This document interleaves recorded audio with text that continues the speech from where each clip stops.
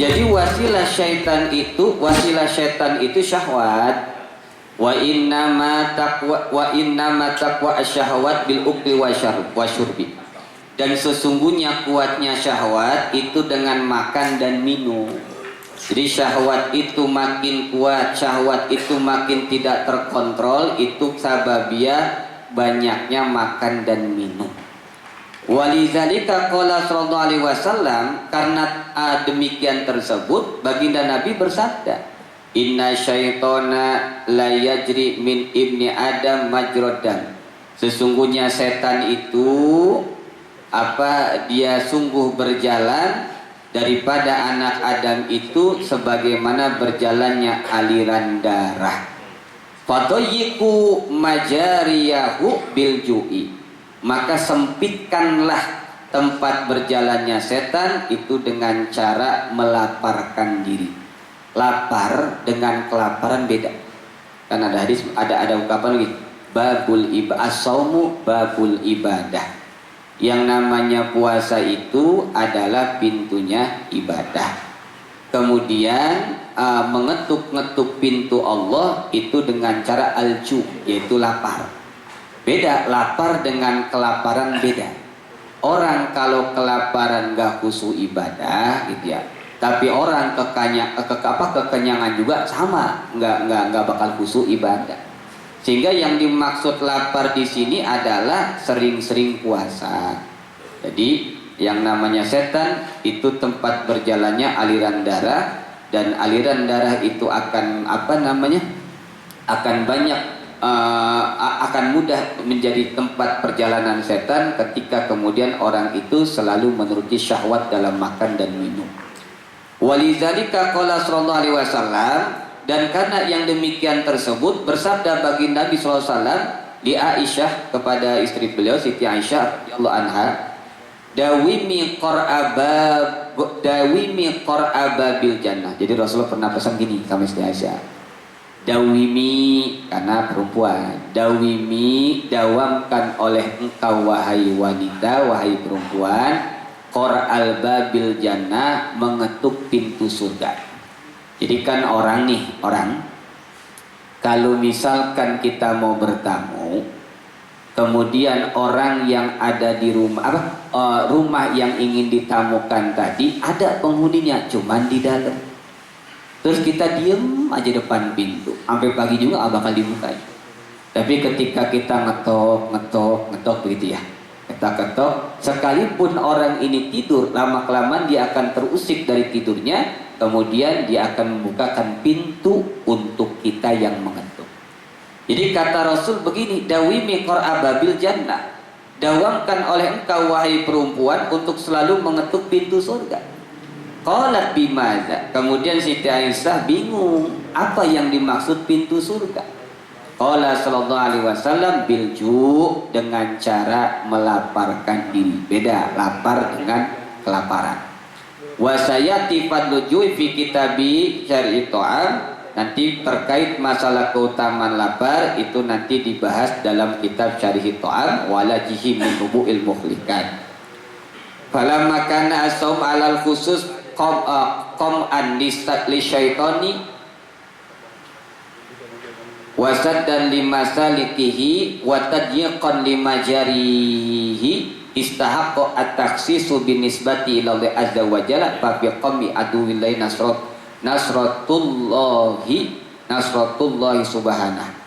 Selanjutnya yang namanya puasa itu mengkhususkan mencegah daripada setan, menutup daripada pintu perjalanannya, menyempitkan daripada tempat berjalannya sama. Kemudian juga berhak kepada khusus yang disandingkan atau dinisbatkan kepada Allah azza wa jalla. Maka orang yang mencegah musuhnya Allah berarti dia menolong Allah. Kalau ada yang bilang Allah nggak butuh pertolongan, benar. Allah nggak butuh pertolongan, benar. Cuman yang dimaksud begini, orang yang mencegah musuhnya Allah itu sama dengan menolong Allah. Artinya itu menjadi sababiyah Allah akan mudah untuk memberikan pertolongan kepada si hamba. Jadi maknanya begitu. Bukan kita nolong Allah. Allah mazat yang tidak butuh terhadap makhluknya. Tapi yang dimaksud ketika kemudian dengan kita melawan setan dengan cara puasa, otomatis akan mudah Allah memberikan yang namanya hidayah, taufik dan aunullah dan pertolongan buat kita. Gitu.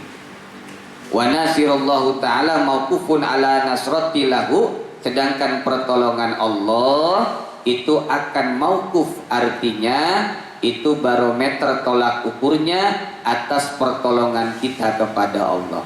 Ketika kita menolong Allah, barometer Allah akan menolong kita. Sama urusan niat. Jadi yang namanya aunullah biqadri niyatih. Jadi pertolongan Allah tergantung kadar niat kita. Kalau niat kita setengah-setengah, pertolongan Allah setengah-setengah. Tapi kalau niat kita total karena Allah, maka wa'atat dunya rogimatan. Makanya orang man kanat niyatuhu lillah ada 3 keuntungan. Satu aja dibahas. Barang siapa orang yang niatnya karena Allah, keuntungan yang pertama wa'atat dunya rogimatan, Allah akan datangkan dunia sebagai keuntungan. Makanya kiai ulama cuman ngurusin santri, gak punya gaji, gak punya gaji 13, gak punya THR, tapi kehidupannya lebih berkah, lebih terfasilitasi, lebih terpenuhi ketimbang orang-orang yang kerja pagi pulang malam. Kenapa? Karena kiai ulama, para masyayikh itu niatnya lillah, karena Allah. Watat dunya rogimatan, dunia itu datang dengan sendirinya. Susah. Makanya dalam kitab Ayyuhal Walad tuh diingetin para santri, para tolabul ilmi, para pelajar ketika bangun malam nih, bangun malam. Kan santri itu macam-macam kalau udah dewasa tuh.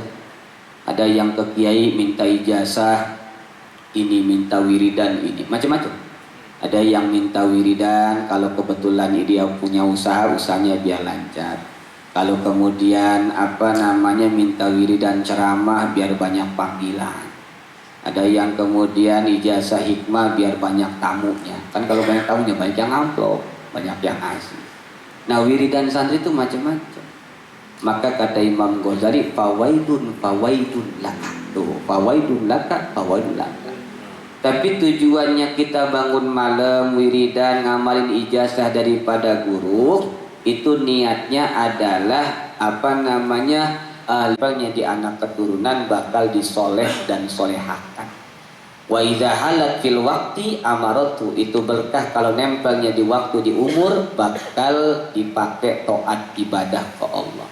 Wa idza halat fil jasad so'athu, itu berkah kalau nempelnya di kita punya badan bakal dijauhkan dari penyakit. Jadi kalau udah berkah mah udah antang aja hidup. Makanya kiai ulama ngurusin santri doang, tapi hidupnya berkah. Bahkan makanya kan kalau kiai mobilnya Mercy, kiai mobilnya Arfat, nggak usah iri, wah ini dapat morotin santri. Enggak, itu keberkahan nyata yang Allah berikan kepada orang yang niatnya karena Allah. Dan nggak gampang, sebetulnya nggak gampang.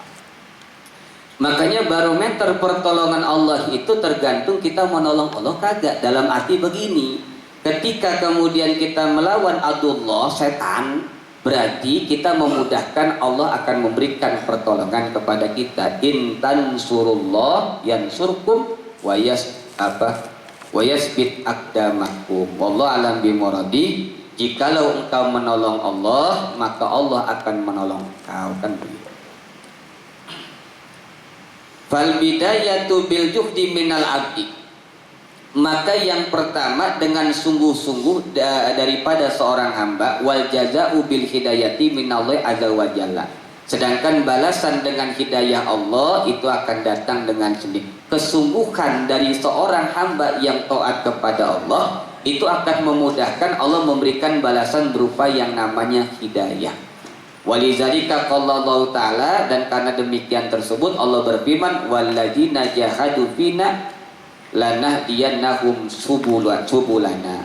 Wallahu alam bimuradi. Dan orang-orang yang kemudian bersungguh-sungguh dalam kepada kami, maka sesungguhnya kami akan memberikan hidayah kepada mereka dengan berbagai macam jalan. Wa qala Allah Ta'ala, innallaha la yughayyiru ma biqaumin hatta yughayyiru ma bi anfusihim. Wallahu alam bimuradi. Sesungguhnya Allah tidak akan merubah kepada satu kaum sehingga mereka itu kaum merubah apa-apa yang ada dalam diri mereka.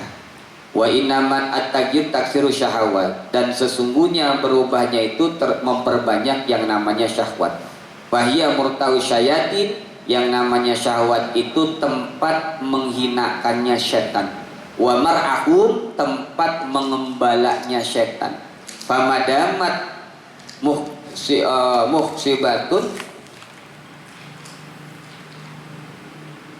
maka tidaklah selamanya yang namanya menghancurkan setan, lam yanqati taradduduhum, tidak terputus yang namanya berputar-putarnya setan, wa madamu yataraddaduna lam yang kasyif lil abdi jalalullah subhanahu wa kana mahjuban an liqa'i. Beginilah, ini karena bahasan ini juga. Jadi gini, yang namanya setan itu selalu berputar-putar dalam hati kita. Kalau seandainya setan itu tidak berputar-putar dalam hati kita, kan tadi kendaraannya syahwat. Syahwat itu bisa besar karena banyak makan, banyak tidur, banyak makan, banyak minum. Maka otomatis setan itu akan berputar-putar dalam hati kita, sehingga manusia atau seorang hamba nggak bisa melihat yang namanya keagungan Allah karena teralimi. Waqala sallallahu alaihi wasallam, kemudian Rasulullah SAW bersabda, laula anna syayatin yahumuna ala qulubi bani adam lanazaru ila malakuti samawat. Kata Rasul, seandainya setan itu tidak berputar-putar mengelilingi kepada hatinya manusia, Bani Adam, maka niscaya manusia atau Bani Adam ini bisa menyaksikan kerajaan langit. Nih, kita kalau nengok ke atas yang ada apa? Awan kan? Ya. Padahal di atas kerajaan langit itu kita bisa melihat malaikat, kita bisa melihat bidadari itu, kayak bahkan di kitab apa kemarin tuh Aromatus Sahabat ya. Itu bidadari tiap malam itu keliling. Kemudian salah satu yang didatengin tempat bidadari itu majlis taklim. Oh, majlis taklim tuh kita aja nggak ngeliat gitu. Itu kata bidadari, tuh calon saya tuh gitu tuh di sini tuh. Cuma kata dia jelek amat ya, nggak.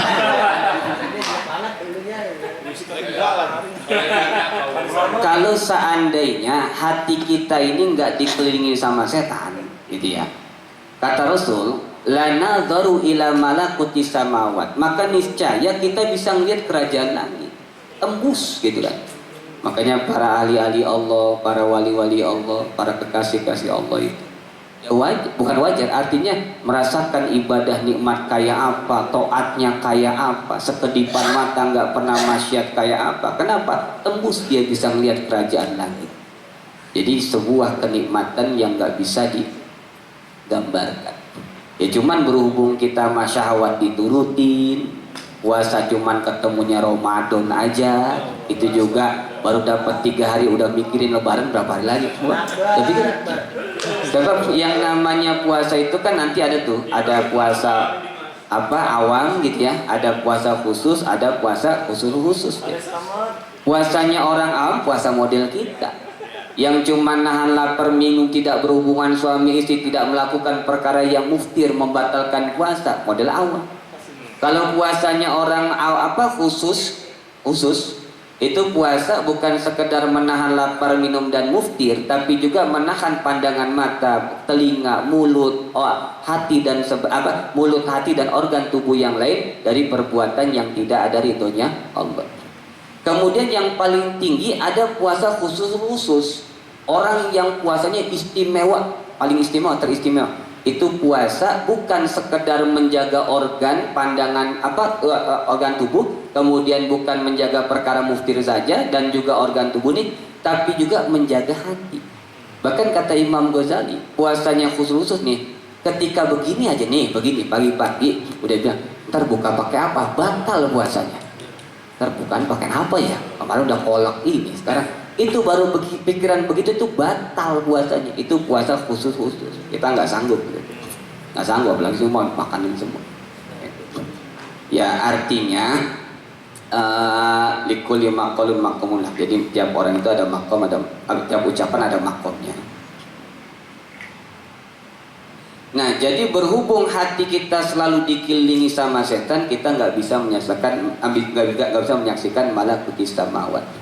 Famin hadzal wajhi, maka dari wajah ini soro asaum babal ibadah. Maka jadilah yang namanya puasa itu menjadi pintunya ibadah. Wasoro, kemudian jadilah puasa itu junnatan sebagai tameng. Wa iza azumat fadilatuhu, dan apabila agungnya keutamaan puasa ila hadal haddi, kepada inilah batasan, fala budda min bayani syuruti, maka mau tidak mau harus menjelaskan syaratnya puasa, zahirah yang zahir, wal batinah yang batin, bizikri arkanihi dengan menyebutkan rukun puasa, wa sunanihi sunnah puasa, wa syurutihi dan syarat puasa, al batinah yang batin, wa nubayyinu zalika bisalasati fusulin. Kemudian kata Imam Ghazali, kami jelaskan menjadi 3 pasal. Ini kan berhubung kitab ini, kalau yang ini ya, ini halamannya 24 dibagi 4 berapa? 6. Hah? 24 dibagi 4 6. Ini udah halaman 6 nih. Maksudnya berarti ya, benar ya? 26. Jadi maksudnya setiap pertemuan 6 lembar. Tapi berhubung ini mah tadi mau kedima langsung halaman 3, ini nambah sedikit lah. Jadi biar nanti waktu ngataminnya nggak terlalu banyak. Al-Faslul awal, jadi gini, setelah membahas terkait muqaddimah, kata Imam Ghazali kan udah jelas tadi, puasa itu perkara yang agung. Bahkan pintunya ibadah itu adalah puasa. Kalau ibadah yang lain nampak zahir kelihatan, tapi puasa tidak. Karena puasa yang tahu hanya orang berpuasa dan hanya Allah.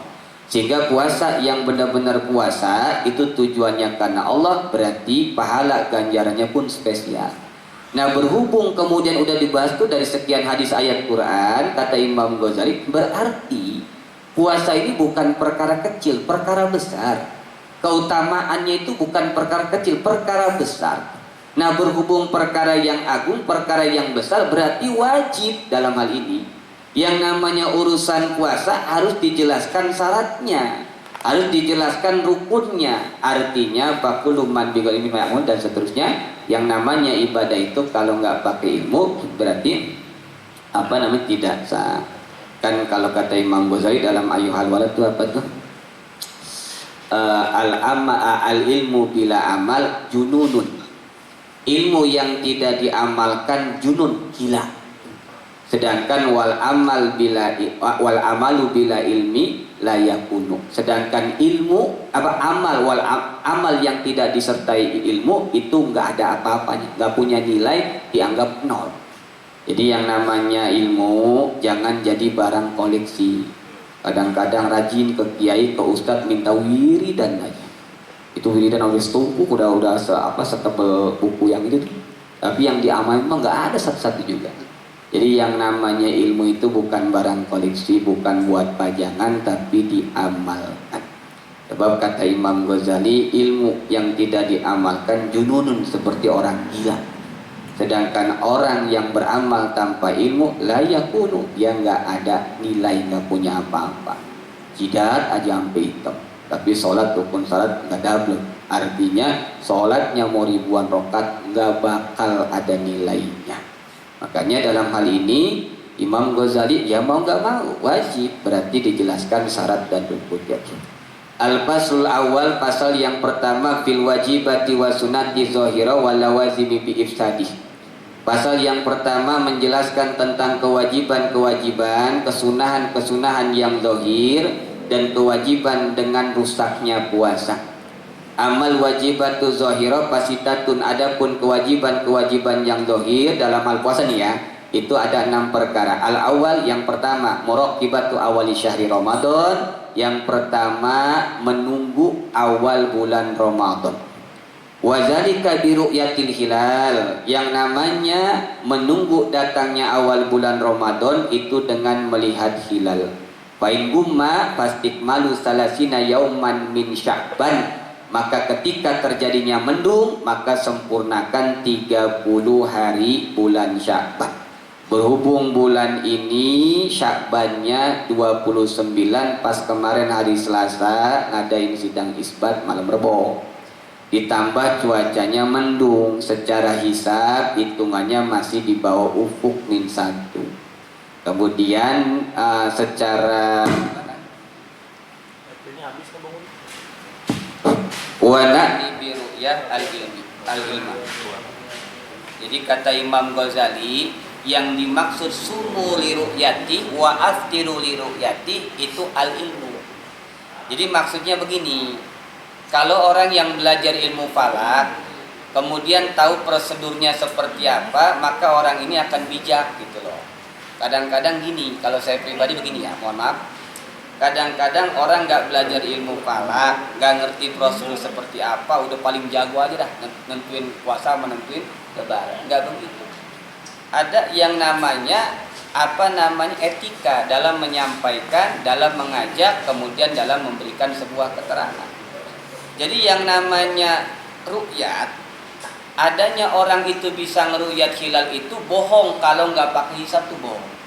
Kenapa? Karena bisa orang itu ngeruyat sebelumnya dihisab.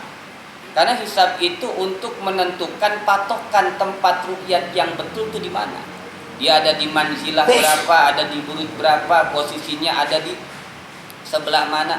Nah artinya ketika sudah dapat kehitungan hisabnya baru dipantengin tuh tempat hilalnya. Perkara imkan dengan tidak imkannya tergantung hitungan. Kalau kira-kira kemudian 2 derajat itu imkan kalau secara sulamuneren. Tapi kalau secara epimeris nyukom kemudian mabim itu minimal 3 darjah gitu. Ya makanya sekali lagi bukan maksud untuk mendahului. Jadi kita nggak usah terlalu meributkan lah.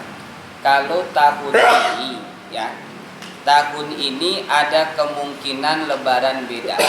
Saya pribadi itu saya Jumat. Kalau saya pribadi, karena secara imkan kalau dalam kitab Sulamun Neren tuh itu jangankan 2 darjah.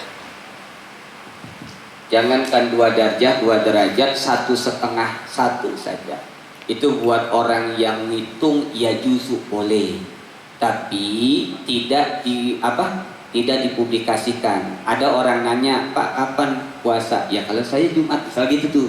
Orang itu percaya, sipku gitu loh. Ya dia ngikutin, nggak masalah. Sebenarnya kalau di bawah 2 darjah itu jangan terlalu dipublikasikan. Tapi kalau sudah 2 darjah boleh. 2 derajat itu sudah imkan ru'yah. Di makamnya itu ada di jembatan 5, saya maksud jembatan 5 ya. Nah, itu boleh. Cuman di sini ada nih, wa yasulu zalika bi qouli adin wahidin. Hasilnya yang namanya ilmu tadi termasuk dengan ucapan orang yang adil walau 1 orang. Contoh gini. Kita kedatangan orang misalkan namanya Khalid. Khalid ini secara riwayat orangnya adil. Bahkan bukan hanya kita mengatakan Khalid ini orang adil, orang sekampung bilang Khalid itu orang yang adil. Khalid itu orangnya nggak pernah bohong, Khalid itu orangnya jujur, bahkan Khalid itu orangnya pokoknya adil lah. Nah terus ketika itu Khalid datang, "Pak, saya tadi ngelihat hilal." Kemudian dalam hati kita membenarkan wa ghalaba ala dzanni sidquhu.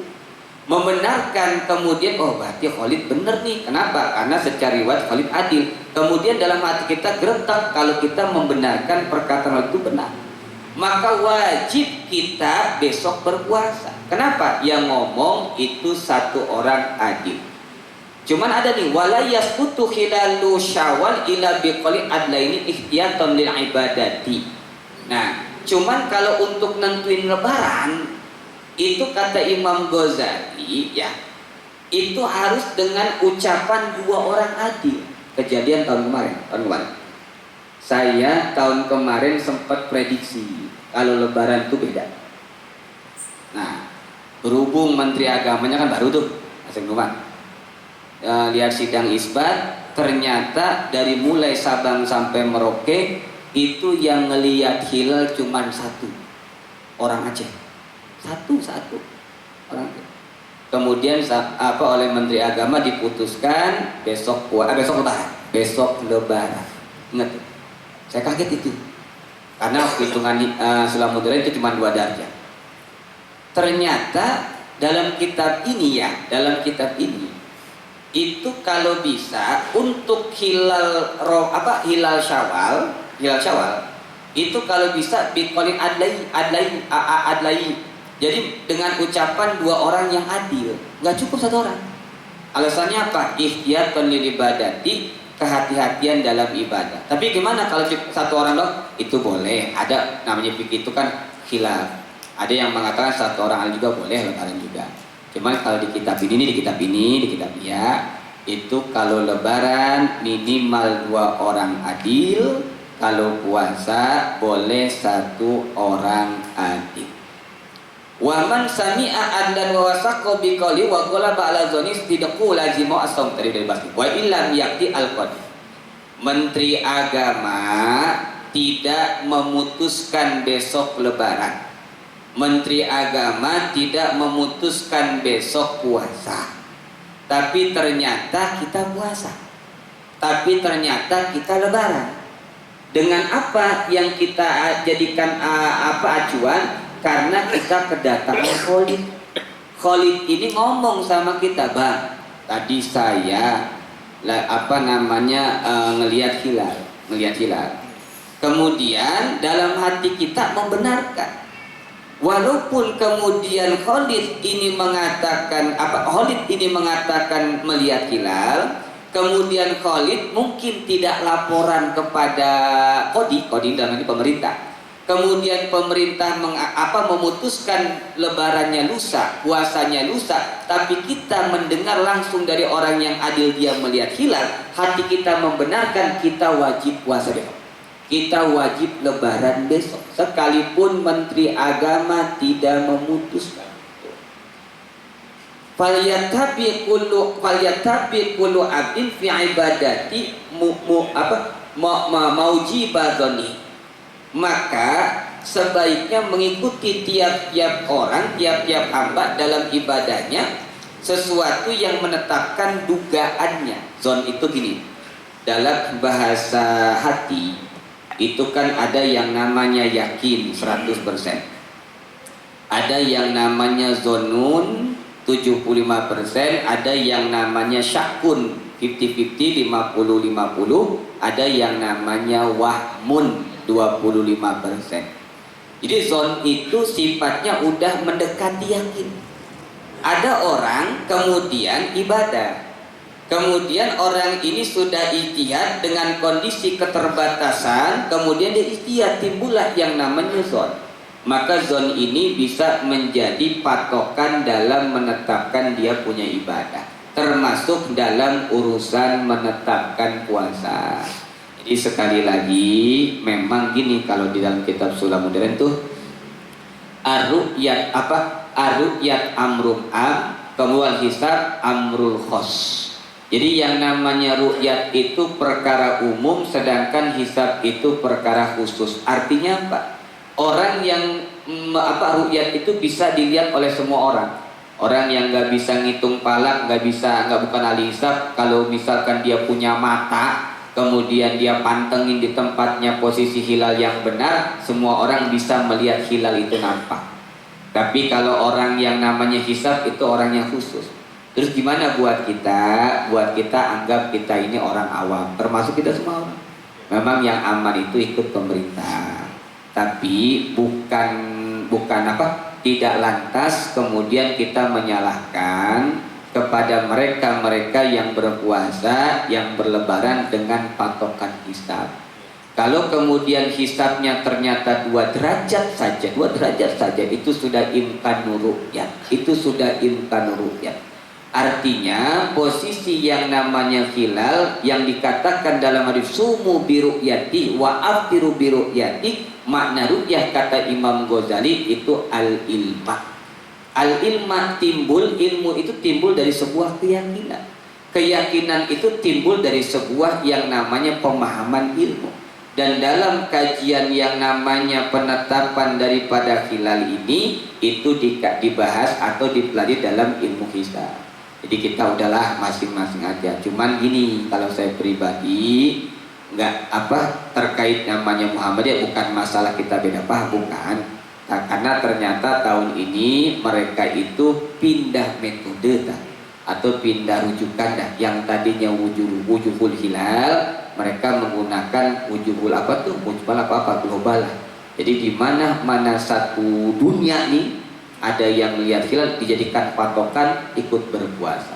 Padahal para guru menjelaskan, bahkan dalam karangan-karangan kitab juga, kalau tidak satu matla maka tidak berpuasa.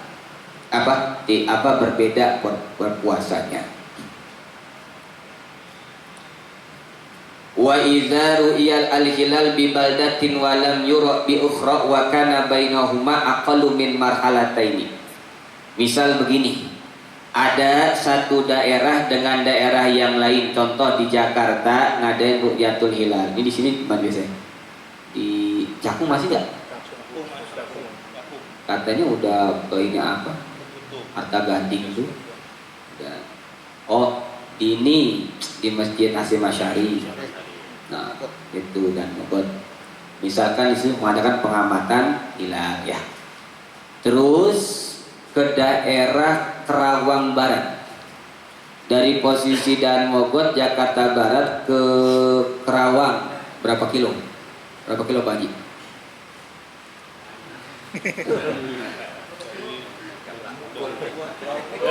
Dulu Pak Haji aku pakai meteran kan?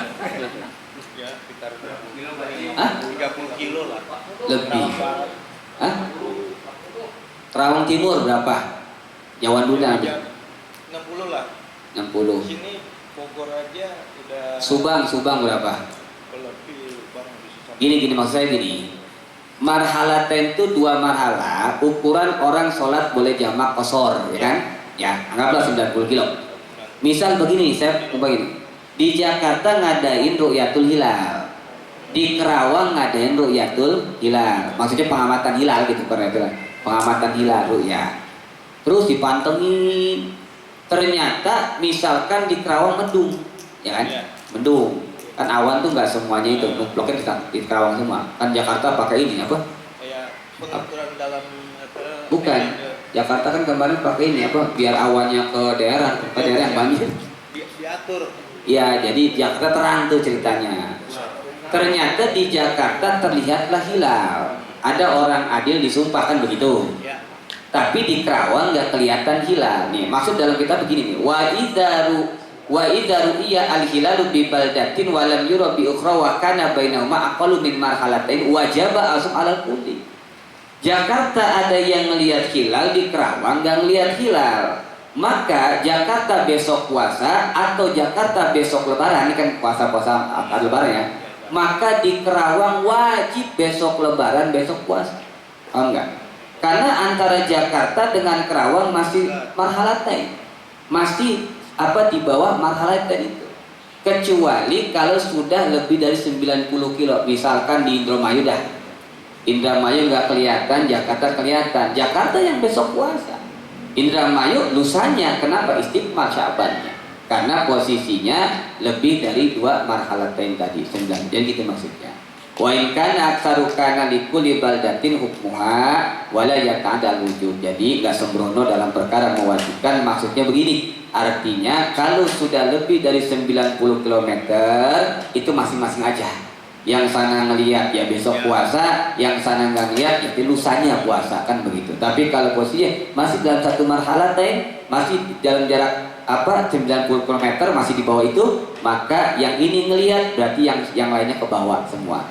Itu. Jadi termasuk masalah ini ya, masalah azan. Kalau saya udah lama sih, artinya karena saya tinggalnya di Tangerang, saya juga tahun-tahun kemarin sih hitung tuh posisi apa namanya jadwal imsak ya awal itu. Tapi posisinya tergantung matla di sana. Artinya bukan matla, maksudnya burutnya berapa dan ini berapa. Itu bedanya tempat saya sama di Jakarta itu kurang lebih 50 detik. Artinya begini, anak saya udah paham betul. Kalau nggak ajan di TV nggak langsung buka sampai dengan hayya 'alal falah. Kenapa? Karena posisi Tangerang itu lebih barat daripada Jakarta. Nah, matahari itu kan terbit dari timur. Jadi daerah yang duluan pagi ya timur, daerah yang duluan maghrib ya timur. Jadi kalau ada orang Bekasi kemudian patokan maghribnya ajan di TV, aman. Karena posisinya udah ke maghriban, dia udah lewat maghribnya. Tapi kalau orang Tangerang, orang Serang, orang ke sono Wong Cilegon dan semua pakai ajan Jakarta, wah itu bisa kodok nanti puasanya. Kenapa? Karena belum waktunya. Jadi ya posisi ininya gitu. Nah, jadi posisi tempat makin barat itu makin bahkan maghribnya. Dan sekitarnya itu sampai kanan. Kalau dan sekitarnya, kalau saya sih gini ya, kan sekarang udah canggih tuh di HP tuh, pakai